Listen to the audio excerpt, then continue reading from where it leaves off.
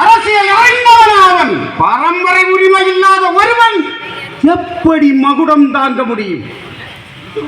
Don't worry வல்லபதேவரே, நாங்கள் இருக்கிறோம்.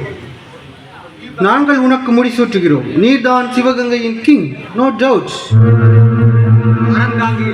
ஆட்கள் வருவார்கள்.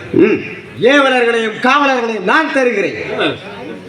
முடிசூட்டு விழாவிற்கு இப்போது ஏற்பாடு செய்யுங்கள்.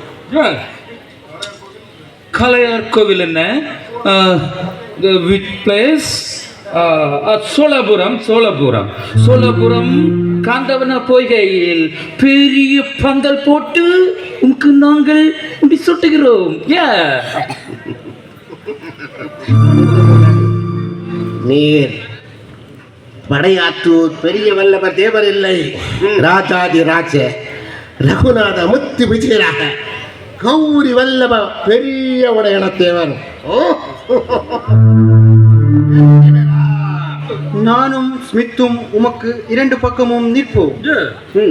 நவாபும் தொண்டைமானும் உமக்கு கொடை பிடிப்பார்கள். சோழபுரத்தின் வீதிகளில் நகர்வலம் வருவோம். நம்மை பார்த்து பொறாமை பிடித்தவர்கள் வயிறு எறிந்து சாகற்றும். இந்த சிவகங்கை தான் உமது நாடு.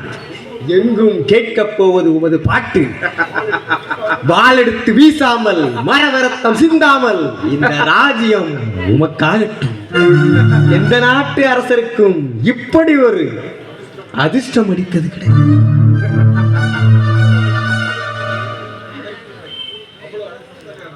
அவ்வளவு அதிர்ஷ்டசாலியானான். ஏனில்லை, நீ அதிர்ஷ்டசாலி. நோச்சி சிவகங்கையில் இருக்கட்டும். நீர் சோழபுரத்தில் இருந்து கொண்டு சிவகங்கையை, அதே சிவகங்கையை நீர் ஆட்சி பண்ணும், ரூல் பண்ணும். அது எப்படி? சப்போர்ட்டிவ். அது எப்படி? ஒரு உரையில் இரண்டு வாள்களா? ஒரு நாட்டுக்கு இரண்டு அரசர்களா? எனக்கு ஒன்றும் புரியவில்லையே. நான் புரிய வைக்கிறேன். சிவகங்கைக்கு இரட்டையாட்சி. அப்படி நடக்குமா?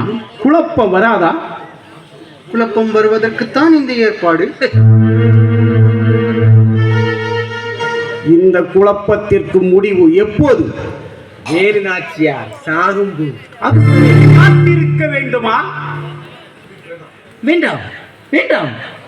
அப்படி என்றால் கொன்று கொன்றால் என்ன, செத்து விடுவார்.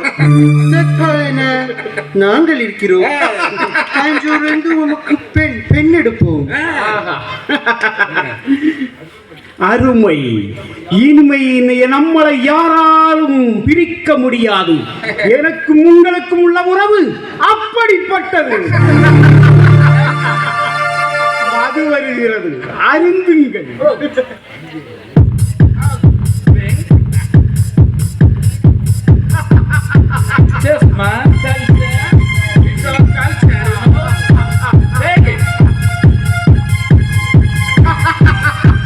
இது கிடைக்கும் என்று தெரிந்திருந்தால் நான் அப்போதே வந்திருப்பேன்.